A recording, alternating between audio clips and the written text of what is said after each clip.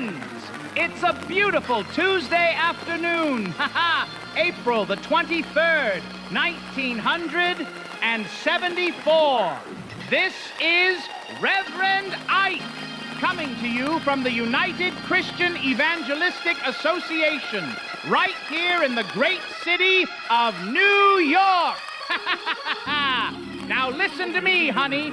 You need to pay attention to that old radio of yours right now, because this information won't be revealed to you in your typical Sunday Mass at your local church.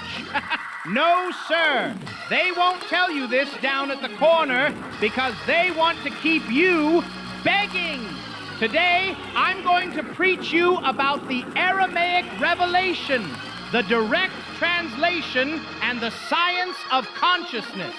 This is the Lord's Prayer, translated directly from Aramaic into English, rather than through the filters of Greek, Latin, and finally, English. God bless the translators. They did what they could. You see, this isn't a religious teaching. It is a science of consciousness. It is a formula for vibrational frequency. It is the observer effect of quantum physics working in your life right now. 1. The invocation, Our Father. The text says, O cosmic birther of all radiance and vibration. Now, the translators, bless their hearts, they just wrote down Our Father. But Yeshua was talking about the cosmic birther. Soften the ground of our being and carve out a space within us where your presence can abide. Now look at the inside here. Aramaic, Abu or Abwoon.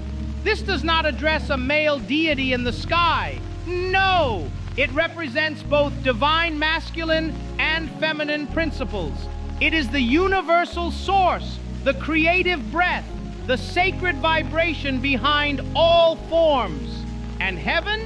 Bashmaya. This refers to a dimension of vibration and subtle energy from which physical reality emanates. We are not looking for a location, honey. We are synchronizing with a frequency. 2. The name. Hallowed be thy name. The text. Fill us with your creativity so that we may be empowered to bear the fruit of your mission. You see, this is not mere praise. It is an invitation to embody the divine name, not just speak it. It is asking for the vibration of Source to be made sacred within us, turning your internal state into a magnet for creative power. 3. The kingdom and will, thy kingdom come. The text, let each of our actions bear fruit in accordance with our desire. Endow us with the wisdom to produce and share what each being needs to grow and flourish. That's the science of living right there. It calls for an active embodiment. The divine realm is awakened within the heart. It is the merging of your individual will with the cosmic pattern. Synchronization, as above, so below. It is not about submission, honey. It is about synchronization with the natural law of the universe. 4. The bread, daily bread. The text, endow us with the wisdom to produce and share what each being needs to grow and flourish. Aramaic, lachma. While they call it bread, it specifically means understanding, wisdom, and vitality. This is a call to receive the inner manna, the daily divine energy and life force you need to flourish. V. The debt and forgiveness. Forgive us our trespasses. The text, untie the tangled threads of destiny that bind us as we release others from the entanglement of past mistakes. Listen to this, kal bion. This means debts, errors, or missed targets. It does not mean sins as guilt. It means misalignment, recalibration.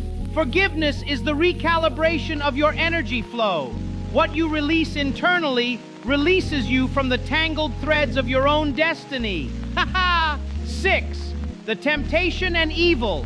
Lead us not into temptation. The text. Do not let us be seduced by that which would divert us from our true purpose, but illuminate the opportunities of the present moment. This is not about a test from God. It is a plea. Do not let us enter into forgetfulness. Stay awake to your divine origin. Bishar. That's just chaotic energy or inner distortion. It is a plea for wholeness and protection against forces that scatter your attention. Focus, honey. 7. The doxology. The kingdom, power, and glory. The text. For you are the ground and the fruitful vision, the birth, power, and fulfillment, as all is gathered and made whole once again. The fulfillment! This is the final gathering of the self. It recognizes the source as the ground of being right where you stand. And so it is. This is the final seal, a mental command that recognizes the formula is complete and the reality is manifest. Now say it with me, and say it like you mean it. Hallelujah! It is so, and so it is. I love you, and the presence of God in me loves the presence of God in you. You can't lose with the stuff I use. It is so.